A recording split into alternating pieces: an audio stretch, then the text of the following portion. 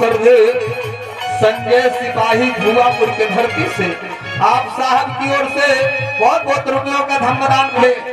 एक बात और बताने का, बाबा भीम राव जैसन दुनिया में केहू नहीं जानी।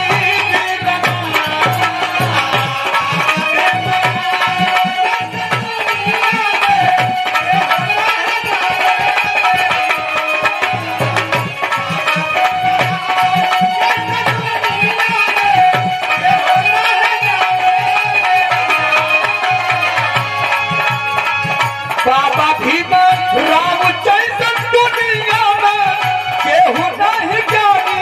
बिरना हो जबले नाही गंगा यमुना में पानी हमारे वा निशानी। बिरना हो जबले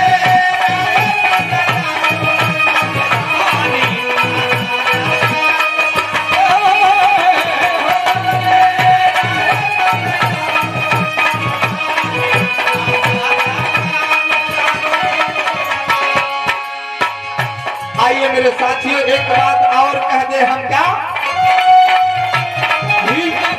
मिशन भैया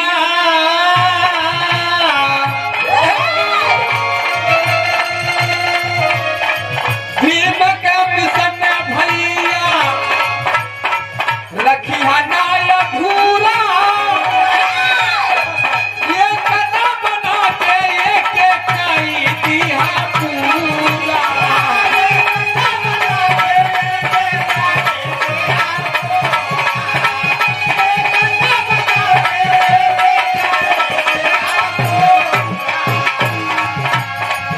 भीम के मिशन भैया रखिया नाय अधूरा। ये कदम आगे एक कई दिया पूरा।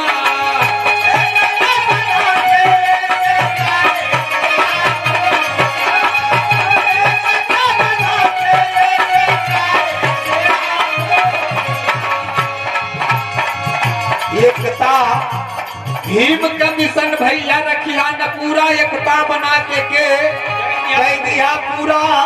एकता कैसे बनी ये सोचा, जब दिवाली आ जाले तो अपने लड़का के हमने 100 रुपया दे देला कि ए बेटवा ले जा 100 रुपया का पटाखा खरीद लिया। दूसरे का मड़ई फूक दिया।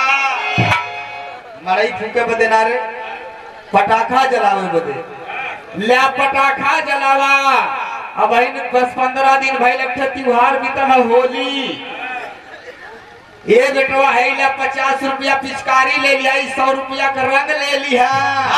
जे उजर कपड़ा पहले गोर कपड़ा खराब कर दिया।